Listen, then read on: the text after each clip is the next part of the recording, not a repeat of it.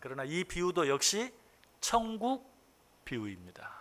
천국이 무엇인지를 우리에게 가르쳐주는 말씀이에요. 24절 보시면 예수께서 그들 앞에 또 비유를 들어 이르시되 천국은 좋은 씨를 제밭에 뿌린 사람과 같으니 라고 말하면서 역시 천국은 우리가 생각하는 것과 같이 어떤 장소적인 것이 아니다 하는 것을 또 한 번 이야기해 주죠. 천국은 좋은 씨를 제밭에 뿌린 사람과 같으니. 성경에서 천국을 말할 때는 거의 이 장소적인 개념보다는 통치적인 개념에서 항상 이야기하고 있어요. 그리고 미래적인 개념보다는 현재적인 개념에서 더 많이 천국에 대해 이야기하고 있는 것을 보게 돼요. 지금 천국에 대해서 여러 시간 이야기하면서 매 시간 강조하고 있죠. 천국은 이곳 저곳이라고 말할 수 있는 그런 장소적인 개념이 아니라 하나님의 다스림을 받는 하나님의 통치를 받는, 또 다르게 표현하면 하나님의 통치가 미치는 곳, 바로 그곳이 천국이고 하나님의 나라다. 그래서 누가복음 17장 21절에서 또 여기 있다 저기 있다고도 못하리니 하나님의 나라는 너희 안에 있느니라. 우리가 금방 찬송 불렀죠. 내 영혼이 은총 입어 중한지혜진 벗고 보니 슬픔 많은 이 세상도 천국으로 화하도다. 이 세상 어려움이 많아요. 슬픔이 많아요. 그럼에도 불구하고 이 세상이 천국으로 바뀌어진다. 그 후렴에도 할렐루야 찬양하세 내 모든 죄 사함 받고 주 예수와 동행하니 그 어디나 하늘나라. 이건 분명 뭐 죽어서 가는 천국에 대해서 이야기하고 있는 게 아니에요. 주 예수와 동행하면 이 세상도 하늘나라 천국이 된다. 그리고 2절 3절 끝부분에도 높은 산이 거친 들이 초막이나 궁궐이나 내 주 예수 모신 곳이 그 어디나 하늘나라. 주 예수와 동행하는 그 어디나 하늘나라, 내 주 예수 모신 곳이 그 어디나 하늘나라라고 계속 이야기하고 있는 것을 보아요. 원래는 이제 성경에 보면 거의 모든 곳들에서 이 하나님의 나라라고 표현하고 있어요. 하나님의 나라. 그런데 그 하나님의 나라를 하늘나라라고 표현한 것은 사실 유대인들이 이 하나님의 거룩하신 이름을 부르는 것을 굉장히 송구스럽게 생각을 했죠. 그래서 하나님의 나라, 어떻게 거룩하신 이름을 내가 날마다 부를 수 있느냐. 그래서 하나님의 나라를 하늘나라로 바꾸어서 표현한 것들이 많이 있어요. 우리 조상들도 뭐 가톨릭에서도 하느님, 그것도 결국은 하늘님이라는 그런 의미죠. 한울님, 하늘님이 변해서 하느님, 그런 의미로 바뀌어졌죠. 실제로 옛날 한문 성경이 사용될 때는 하나님을 상제라고 불렀어요. 뭐 옥황상제라는 것, 상제, 하늘에 계신, 위에 계신 임금이라는 그런 뜻에서 불렀는데, 성경에 하늘나라라는 것도 실제는 하나님 나라예요.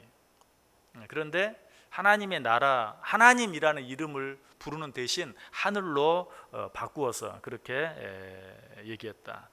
그래서 이제 이 마태복음은 특별히 유대인들을 대상으로 쓰여진 책이잖아요. 그래서 이 마태복음에는 하나님의 나라라는 것보다 하늘나라라는 표현이 많이 나와 있어요.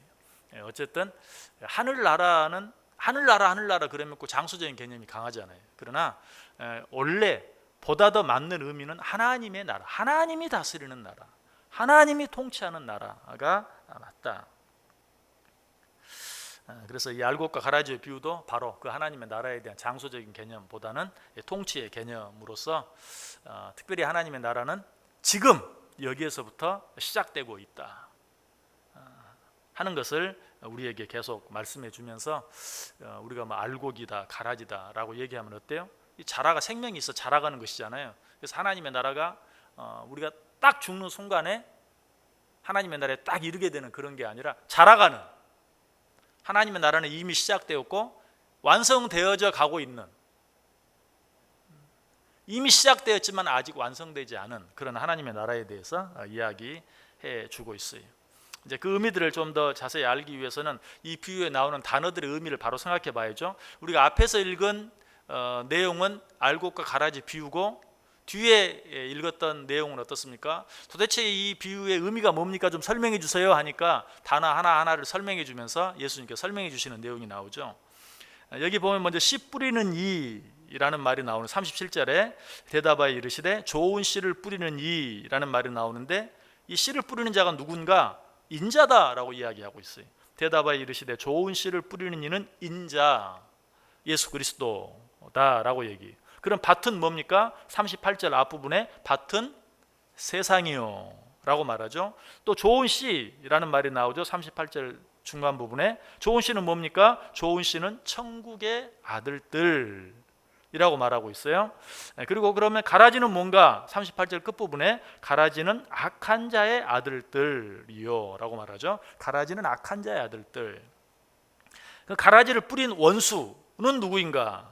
39절 앞부분에 가라지를 뿌린 원수는 마귀요 라고 말하고 있어요. 또 추수때란 말이 나오는데 추수때는 언제를 말하는가? 세상 끝, 세상이 끝나는 때 39절 가운데 나오죠. 추수때는 세상 끝이요. 추수꾼은 누군가? 39절 끝부분에 추수꾼은 천사들이라고 말하면서 이 예수님의 비유에 대해서 나오는 그런 상징적인 의미들을 정확하게 예수님이 설명해 주고 있어요. 이런 설명의 근거에서 이 비유들을 보면 예수님께서는 이 세상에 오셔서 천국의 아들들, 즉 하나님의 자녀들을 만드시는 일을 한다. 24절에 그렇게 말하잖아요. 예수께서 그들 앞에 또 비유를 들어 이르시되 천국은 좋은 씨를 제밭에 뿌린 사람과 같다. 그러니까 이 하나님의 자녀들을 만들어내는, 하나님을 알지 못했던 자들로 하여금 하나님을 알게 만들어내는 과정이 바로 천국을 만들어가는, 그러니까 내가 예수 그리스도를 믿는 그것이 바로 천국이 되어지는 것이, 내가 예수 그리스도를 믿음으로 말미암아 하나님의 아들이 되는 순간 내 안에 어때요? 천국이 시작된 것이, 천국이 시작된 것이, 천국은 그런 것이다. 예수께서 그들 앞에 또 비유를 들어 이르시되 천국은 좋은 씨를 제밭에 뿌린 사람과 같다. 씨를 뿌림으로 말미암아서 하나님의 아들들이 되어지는, 하나님의 아들들을 만들어가는, 어떤 한 사람이 하나님의 자녀가 되는 그것이 바로 천국의 시작이고 그것이 천국이다라고 말하고 있어요. 그런데 이 일을 방해하는 세력이 있어요. 그 세력이 어떤 세력이죠? 마귀의 세력이죠. 마귀가 이를 어떻게 방해한다고 말합니까? 25절 보세요. 사람들이 잘 때에 그 원수가 와서 곡식 가운데 가라지를 덧뿌리고 갔더니, 그 원수가 뭐라고 아까 말했죠? 마귀라고 말했죠. 마귀가 와서 곡식 가운데 가라지를 덧뿌리고 갔다. 예수 그리스도께서는 오셔서 천국을 만들어 가시는데 마귀는 그 일을 방해하는 것이 어떻게? 가라지를 덧뿌림으로 말미암아서. 그런데 여기서 이렇게 예수님께서는 알곡을, 마귀는 가라지를, 그러니까 확연하게 대비되는 것 같지만 그러나 실제로 어때요? 여러분들이 모를 심어보고 이렇게 또 이렇게 키워보면 어떻습니까? 처음에는 알곡과 가라지가 구별이 안 되죠. 그런 것처럼 인자가 좋은 씨를 뿌려서 알곡을 만들어내는, 천국을 만들어내는 그 과정과 마귀가 가라지를 뿌려서 그 일을 방해하는 일이 처음에는 아주 비슷해요. 구별하기가 굉장히 어려워요. 마귀가 하는 일은 항상 이처럼 구별하기가 쉽지 않아요. 하나님이 하는 일과 아주 비슷하게 모든 일들을 해나가요. 우리가 그 일을 어디서 보면 이단들을 통해서 보잖아요. 사실 이단들, 이렇게 명확하게 이단들이 어떤 일을 할 때 구별하기가 정말 어려워요. 인자가 알곡을 뿌리는 것처럼 마귀가 가라지를 덧뿌리는 그 과정이 너무 비슷해요. 이단이라는 말 자체가 무슨 뜻이라고 그랬죠? 달을 단, 끝단 다 똑같아. 끝에만 살짝 틀린 거예요. 그러니까 정말 쉽게 얘기하면 예수님이 알곡을 뿌리는, 인자가 알곡을 뿌리는 그런 모습과 사탄이 가라지를 덧뿌리는 모습이 똑같은 거예요. 그래서 성경은 뭐라고 말합니까? 사탄, 마귀를 광명의 천사로 가장한다라고 이야기하죠. 또 예수님은 이 사탄을, 마귀를 이야기할 때 양의 옷을 입은 이리라고 그렇게 표현해요. 아주 비슷해요. 그래서 우리는 더욱더 이런 일들을 조심해야 돼요. 26절에 보니까 결국 이 일들이 항상 이렇게 같이 이루어짐으로 말미암아서 싹이 나고 결실할 때 가라지도 보인다. 알곡과 가라지가 함께 자라요. 이게 이 세상 천국의 모습입니다. 아직 완성되지 않았기 때문에. 여러분이 우리가 예수 믿는 순간 천국이 시작됐어요? 맞아요. 근데 왜 이렇게 힘들고 어려워요? 이 세상 천국은 아직 시작은 됐지만 완성이 안 돼서 알곡도 있지만 뭣도 있어요? 가라지도 함께 있기 때문에 그래요. 우리가 이거를 이제 알곡과 가라지가 함께 자라는 이것을 성경 신학적으로 이야기하면 일반 은총이에요. 일반 은총. 이 세상에서 주어지는 그런 모든 은총들이 일반 은총. 믿는 자뿐만 아니라 믿지 않는 자에게. 마태복음 5장 45절에 나오는 것처럼 하늘에서 비가 내리면 그 비가 어때요? 악한 자에게나 선한 자에게나. 하늘에서 비치는 햇빛도 악한 자에게나 선한 자에게나 모두 똑같이 비추어지는, 알곡에게뿐만 아니라 가라지에게도 햇빛이 비치고 비가 내려서 같이 자라나는. 여러분, 이것이 바로 이 땅에 우리의 삶이 힘들고 어려운 이유고, 하나님의 교회 안까지도 여러 가지 어려움이 많이 있는 그런 이유 가운데 하나예요. 교회는 분명 구속함을 입은 하나님의 백성들의 공동체이죠. 그럼에도 불구하고 그 안에 가라지가 있을 수 있어요. 먼저 말씀을 드립니다. 괜히 이런 말씀 들으면 누가 가라지인가 이렇게 보려고 하지 마세요. 우리는 알곡과 가라지를 구별할 수가 없습니다. 명확하게 구별할 수가 없어요. 우리는 그 사실을 인정해야 돼요. 뒤에 이제 또 이야기를 하지만, 그러나 분명한 것은 교회 안에 알곡도 있지만 가라지도 있다.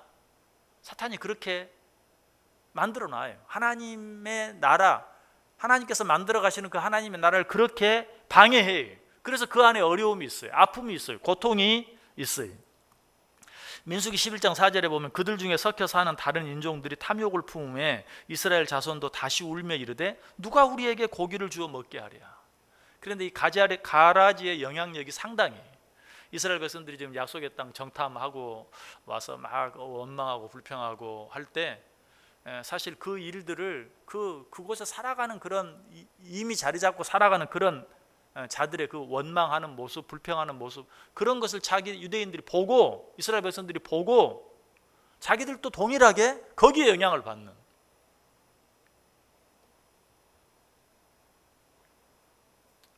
이런 일들을 이야기하면 우리 마음속에 제일 먼저 드는 생각이 뭡니까? 그럼 가라지를 뽑아버리면 되지 않습니까? 라고 생각할 수 있어요. 오늘 예수님의 설명을 듣는 제자들, 그리고 그 비유 속에 나오는 종들도 똑같은 생각을 했죠. 28절 보세요. 종들이 말하되 그러면 우리가 가서 이것을 뽑기를 원하시나이까요? 무슨 말이에요? 뽑아버릴까요? 그러나 주인의 생각은 뭐예요? 29절에 주인이 이르되 가만두라. 왜 가만두라 그랬을까요? 주인이 여기서 가라지를 뽑지 못하게 하는 이유가 뭘까요? 거기에 5가지 이유가 있어요. 첫 번째는 방금 읽은 29절 속에 그 이유가 나와 있는데요. 주인이 이르되 가만두라. 가라지를 뽑다가 곡식까지 뽑을까 염려하노라. 자, A라는 알곡이 있고 B라는 가라지가 있다고 가정해 봅시다. 아까 우리가 분명 그 가라지를 명확하게 알 수 없다고 했는데 B가 명확히 가라지라는 사실을 우리가 알게 되었다고 가정해 보세요. 자, 그 B를 뽑아버리면 되겠죠. 그런데 자, 교회 안에서 한번 생각해 보세요. A라는 사람과 B라는 사람과 C라는 사람이 있어요. 자, A는 알고이고 B는 가라지라고 그랬어요. 근데 B는 가라지라고 해서 뽑아버렸어요. 그런데 C가 그 B랑 친해요. 그럼 어떻게 되죠? 그 C는 상처를 받는 거예요. 같이 그냥 교회를 나가버려요. 이런 일이 꼭 있어요.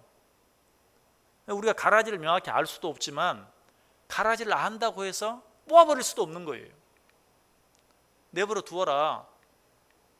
가라지를 뽑다가 알곡이 다칠까 두렵다라고 이야기하고 있어요.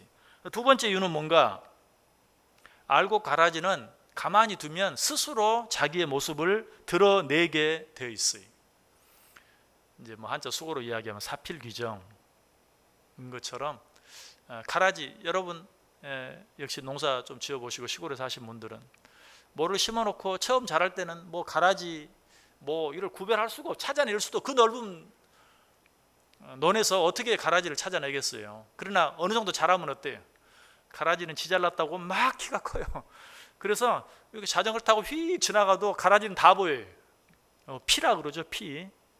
키가 훨씬 커서 그럼 그냥 쉽게 뽑을 수 있어요.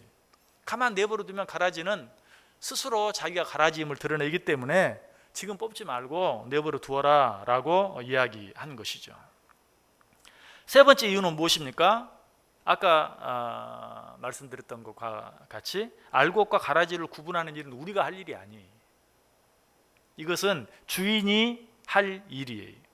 예레미야 11장 20절에 공의로 판단하시며 사람의 마음을 감찰하시는 만군의 여호와.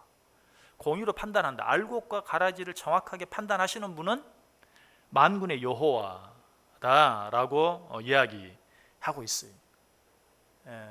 알곡과 가라지를 뽑아내는 일은 내가 하는 일이 아니다. 자, 네 번째 이유는 뭔가? 왜 가라지를 뽑지 말고 내버려 둬야 하는가? 지금은 심판의 때가 아니고 은혜의 때이기 때문에 그래요. 물론 물리적으로 가라지가 알곡이 될 수는 없죠. 그러나 우리가 봤을 때 가라지 역할을 하는 자들 가운데도 하나님의 은혜로 알곡이 될 수 있는 자가 있을 수 있어요. 아직 변화되지 못한, 그러나 변화될 수 있는 가라지가 있을 수 있다는 것이. 그러므로 우리가 지금 알곡과 가라지를 구분해서 가라지를 뽑아서는 안 돼요. 그것은 가라지를 뽑는 것은 언제? 마지막 때. 더 이상 기회가 남아있지 않은 때에 해야 할 일이지. 성경이 뭐라고 말해요? 지금은 은혜의 때요 라고 말하고 있어요. 언제 어느 때 어떤 모습으로 지금 가라지 역할을 하고 있는 그 자에게 은혜가 임할지 몰라요. 그러므로 우리가 그것을 쉽게 뽑을 수 있는 것이 아니다. 고린도전서 4장 5절에 말합니다. 그러므로 때가 이르기 전 곧 주께서 오시기까지 아무것도 판단하지 말라. 그가 어둠에 감추인 것들을 드러내고 마음의 뜻을 나타내시리니 그때 각 사람에게 하나님으로부터 칭찬이 있으리라. 성경에 나타나는 위대한 인물 가운데 확실한 가라지 한 사람을 꼽으라고 하면 바울이죠. 안 그래요? 예수를 핍박하고 예수 믿는 자를 잡아 죽이려고 했던 바울. 안 그래요? 확실하잖아요. 그러나 어때요? 정말 그에게 엄청난 하나님의 은혜가 임해서 정말 하나님의 큰 역할을 하는 사도가 되었던 것을 보게 돼요. 그런 일이 있을 수 있다는 거예요. 그러므로 저 가라지가 지금 얼마나 알곡들을 힘들게 하고 어렵게 하는데 왜 뽑아버리지 않는가? 아까 세 번째 이유와 연결해서 지금은 은혜의 때요. 지금 마지막 때가 아직 이르지 아니하기 때문에 그 가라지를 지금 뽑아서는 되지 않는다. 마지막 다섯 번째, 또 한 가지 중요한 이유가 있어요. 그것은 무엇인가? 그 가라지로 말미암아서 알곡이 더 알곡다워질 수 있어요. 가라지 옆에 있는 피 옆에 있는 벼가 더 강해요. 왜냐하면 가라지 피가 다 영양분을 뽑아버리기 때문에 그 옆에 있는 모는요, 다른 모보다 뿌리를 더 깊이 박아야 돼요. 그렇지 않으면 영양분을 다 뺏겨버리고 살아남을 수가 없어요. 우리가 잘 아는 이야기처럼 저 동해바다에서 물고기 화로를 이쪽 서울까지 죽이지 않고 데려오는 방법이 뭐라고요? 그 화로 운반 수송차 속에 그 화로에 아주 적을 하나 넣어 놓는 거죠. 그러면 그냥 그 수송차 속에서 여기까지 서울까지 이동하는 가운데 그 적에게 잡혀 먹지 않으려고 그냥 정신 바짝 차리고 이리저리 하다 보면 죽지 않고 살아서 온다는 거 아니에요? 마찬가지. 알곡도 가라지가 있을 때 더 알곡다워지고 가라지가 있을 때 더 강해진다. 그러므로 마지막 때 추수할 때까지 가라지를 뽑지 말고 내버려 두어라. 너희들은 지금 왜 뽑아버리지 않느냐고 말하지만 그것이 너희에게 유익이 될 수 있다. 그것이 너희에게 유익이 될 수 있다라고 말하고 있어요. 이처럼 이 세상에 그리고 교회 안에 알곡과 가라지가 공존한다. 자, 이 사실을 통해서 그럼 우리가 이제 얻을 수 있는 교훈은 무엇인가? 물론 우리가 죽어서 가는 저 하나님의 나라 천국은 이상적인 곳이, 고통도 없고 슬픔도 없고 눈물도 없는 그야말로 천국이. 그런데 이 일상에서 시작된 천국은 어때요? 불완전해요. 그래서 문제가 많아요. 아픔이 있습니다. 고통이 있습니다. 바로 이제 그 가장 좋은 하나의 실례가 교회입니다. 교회는 정말 아름다워야 하고 문제가 없어야 하고 항상 좋은 곳이어야 하는데 죄송하지만 어떻습니까? 뭐 마스크 다 쓰고 있으니까 말을 못하죠. 그렇죠? 조용히 계세요. 그렇지만 어떻습니까? 문제가 많아요. 문제가 많아요. 물론 그것을 우리가 핑계해서는 안 되지만 당연한 것이, 왜? 알곡과 가라지가 있기 때문에, 가라지가 있기 때문에 문제가 있을 수밖에 없다. 전에 한번 제가 말씀을 드렸는데 무디 목사님 이야기 한번 드린 적이 있어요. 무디 목사님이 집회를 했는데 어떤 청년이 집회 끝나고 나서 무디 목사님께 내가 당신의 설교를 듣고 예수님을 영접하게 되었습니다. 예수를 믿게 되었습니다. 정말 좋은 교회가 있다면, 다툼이 없고 분열이 없고 싸움이 없는 그런 교회가 있다면 하나 소개해 주십시오. 무디 목사님 그 청년에게 뭐라고 말했어요? 청년이 먼저 열심히 찾아보고 그런 교회가 있으면 나한테 제일 먼저 알려주게나 라고 얘기했다는 거죠. 여러분도 뭐 그런 교회 찾습니까? 문제 없고 다툼도 없고 어려움도 없는 그런 교회는 없습니다. 그런 교회가 혹 있으면 저에게 제일 먼저 알려주세요. 그런 교회가 있으면 저는 그냥 이 교회 포기하고 빨리 그리 갈 겁니다. 아무 문제도 없는 교회가 어디가 있다면 내 인생 전부를 걸고 그 교회를 가기 위해서. 그런 교회는 존재하지 않는다. 우리가 흔히 교회를 뭐라고 말해요? 평원회의라고 말하잖아요. 예수님이 그랬잖아요. 병든 자에게라야 의원이 쓸데있다. 의사가 쓸데있다. 건강한 자에게는 의사가 쓸데없다. 병든 자에게라야 교회가 필요하다. 바꾸어 말하면 교회는 어때요? 병든 자들이 있는 곳이, 병든 자들이 와야 되는 곳이, 병든 자들이 와서 치료받아야 되는 곳이. 그러므로 우리는 천국에 대해 생각할 때 우리가 죽어서 가는 천국, 제가 지금 말씀드렸죠. 그거는 너무 생각할 필요가 없어요. 여러분이 너무 그것은 어떤 고민하지 마세요. 죽으면 가게 될 것이고 가보면 알아요. 여러분이 고민한다고 하나도 더 나아지지 않고 여러분이 고민한다고 더 좋아지는 거 없어요. 우리가 고민해야 될 건 뭐예요? 이 세상에서 어떻게 천국을 누리며 살아갈 수 있을 것인가? 이 세상에서 어떻게 하면 좀 더 천국을 누리며 살아갈 것인가? 근데 그러기 위해서는 현실을 바로 봐야 돼요. 현실이 뭐예요? 알곡과 가라지가 공존하는 천국, 알곡과 가라지가 공존하는 교회, 그 현실을 바로 봐야 돼요. 그럴 때만 그 가운데서도 우리는 천국의 기쁨을 조금씩 더 많이 알게 되고 누리게 되고 느끼게 된다. 이 세상에, 그리고 이 세상 교회, 지상 교회에 알곡과 가라지가 함께 공존한다면 우리가 해야 할 일은 뭔가? 가라지를 뽑는 일이 우리가 해야 할 일이라고 그랬나요? 아니죠. 그건 우리가 할 일이 아니고 주인이 할 일이라고 그랬고, 지금 할 일이 아니고 마지막 때 할 일이라고 그랬어요. 그럼 지금 우리가 해야 할 일은 무엇인가?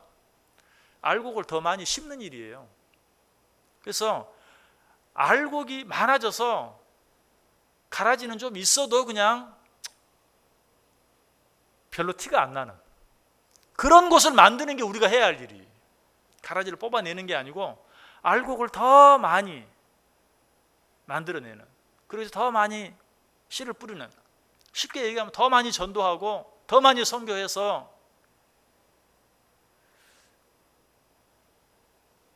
가라지가 가라지 역할을 하지 못하게 만드는, 아니 가라지가 있어도 별로 문제가 되지 않는 그런 가정을 만들고 교회를 만들고 사회를 만드는 것, 이것이 우리가 해야 할 일이다. 무엇보다도 중요한 한 가지 일, 이 모든 일을 위해서 깨어 있어야 돼요. 인자께서는 좋은 씨를 항상 뿌리는데 그 일을 방해하기 위해서 마귀가 뭘 더 뿌려요? 가라지를 더 뿌린다 그랬죠. 그런데 언제 이 마귀가 그 가라지를 더 뿌린다고 그랬어요? 25절 보시면 사람들이 잘 때에 그 원수가 와서 곡식 가운데 가라지를 더 뿌린다. 자, 그렇다면 가라지가 없을 수는 없는데 더 이상 가라지가 더 많아지지 않고 알곡이 더 많아지게 하기 위해서는 전도하고 선교하고 더 많이 할 뿐만 아니라 깨어 있어야 돼요. 우리도 막 열심히 애쓰는데 마귀도 열심을 내 가지고 계속 가라지를 더 뿌리면 어떻게 되겠어요? 그럼 끝이 없죠. 그러니까 우리는 이 원수 마귀는 우리가 잘 때 와서 가라지를 더 뿌리기 때문에 더 이상 가라지를 더 뿌리지 못하도록 깨어 있어야 돼요. 사람들이 잘 때 꼭 잠들어 있을 때 가라지를 덧뿌리거든요. 그러므로 우리는 정신을 바짝 차리고 깨어 있어야 된다. 예수님께서도 우리에게 너희 빛과 소금의 역할, 빛으로서의 삶을 살라. 그게 왜 중요합니까? 빛과 어두움은 공존할 수가 없어요. 빛과 어두움은 함께 할 수가 없어요. 내가 빛이 되어지면 어둠이 다가오지 못해요. 빛이 비치는 순간 어둠은 물러가게 되어 있어요. 그러나 그 빛이 빛을 잃을 때에 어둠이 밀려오는 거예요. 악한 사단 마귀도 그래요. 우리가 깨어 있으면 사탄 마귀가 활동을 할 수 없어요. 사탄 마귀를 뭐라고 말합니까? 어둠의 세상 주관자. 우리가 깨어 있으면, 빛 가운데 있으면, 빛 가운데 거하면 악한 사단 마귀가 활동을 못해요. 더 이상 가라지가 늘어날 수 없어요. 그러나 내가 잠들어 버리면, 깨어있지 못하면 악한 사단 마귀는 기회는 이때다. 그리고 가라지를 또 덧뿌리는 거죠. 소돔과 고모라가 왜 멸망했습니까? 물론 표면적으로는 악한 자들이 너무 많아서 악이 관영해가지고, 그러나 근본적인 이유는 뭐예요? 의인 10명이 없어서. 바꿔서 이야기하면 깨어있는 10명이 없어서 소돔과 고모라는 멸망한 거예요. 의인 10명이 없어서, 빛에 거하는 자 10명이 없어서 소돔과 고모라는 멸망했다. 교회가 어렵습니까? 교회에 문제가 있습니까? 세상이 너무 답답합니까? 누구 때문입니까? 내가 빛에 거하지 못하기 때문이에요. 내가 빛에 거하지 못하기 때문에, 내가 깨어있지 못하기 때문에 그래요. 교회에 문제가 있다고 느껴지면, 세상이 어렵고 답답하다고 느껴지면 어떻게 해야 돼요? 내가 빛이 돼야 돼요. 내가 빛에 거해야 돼요. 내가 깨어 있어야 돼요. 깨어 있을 때만 천국이 점점 더 천국다워지는 것을 느낄 수 있어요. 깨어 있어야만 이 세상에서도 천국을 경험할 수 있어요. 왜? 깨어 있는 순간은 악한 사단 마귀가 활동을 하지 못하기 때문에 여러 가지 많은 어려움이 있는 가운데서도 내가 천국을 느끼고 경험하게 돼요. 깨어 있지 못하면 사탄 마귀의 세상이에요. 천국이 어디 있어? 이렇게 악이 판을 치는데 이 말밖에 안 나와요. 이게 무슨 교회야? 이렇게 문제가 많은데 깨어있지 않으면 그렇게 돼요. 그러나 깨어있으면 어려운 가운데서도 더 이상 악한 사단 마귀가 활동하지 못하는 그 가운데서 어때요? 천국을 경험해요. 그리고 그 천국이 자라가는 것을 느끼게 돼요. 알게 돼요.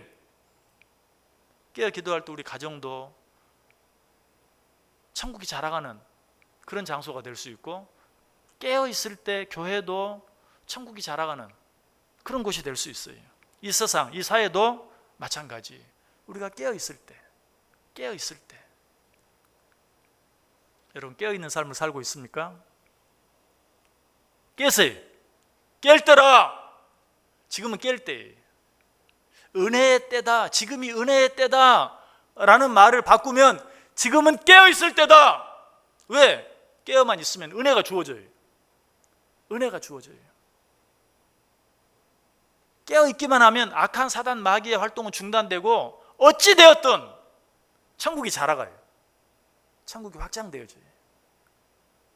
그러나 깨어 있지 않으면 이럴 때는 할 수 없어. 이런 표현을 쓸 수밖에 없어요. 도로함이 타불이야. 그냥 열심히 애쓰다 졸아버리면 그 순간에 샥 덧뿌리고 가버린다니까요. 깨어있지 못하면 마귀가 가라지를 덧뿌리고 가요. 아무리 잘해도 제자리고, 원래 이 잡초나 가라지 이런 거의 특성이 뭡니까? 가만 내버려둬도 너무 잘 자란다는 거 아니에요. 알곡들, 꽃들은 어때요? 가꾸기도 힘들어요. 근데 잡초들, 뭐 이런 피 이런 것들은 그냥 가만 내버려두면 얼마나 지세상이에요. 사실 10번 수고하다가 한 번 깜빡 졸아버리면 제자리. 잘하면 제자리. 잘못하면 어때요? 그냥 점점 가라지 세상이 되는 거예요. 무엇이? 우리 가정도, 우리 교회도, 이 세상도. 그러므로 깨어 있어야 돼. 천국을 누리며 살기를 원하세요? 마스크 꼈지만 대답 한번 해보세요. 천국을 누리며 살기를 원하세요? 예, 깨어 있어요. 깨어 있기만 하면 사탄 마귀가 맥을 못 쳐요. 사탄 마귀가 맥을 못 추게 되면 하나님의 나라가 확장되게 돼 있어요. 천국이 자라가게 돼 있어요. 여러분의 가정에 천국이 자라가기를 원합니다. 우리 교회 천국이 자라가는, 그래서 정말 천국이 이런 곳이구나 맛을 보는, 느끼는 아름다운 교회, 또 그런 교회들이 많아짐으로 말미암아서 일상에도 천국이 느껴지는, 천국이 확장되어져 가는 그런 놀라운 은혜가 우리 가운데 항상 넘칠 수 있기를 주님의 이름으로 간절히 축원합니다. 한번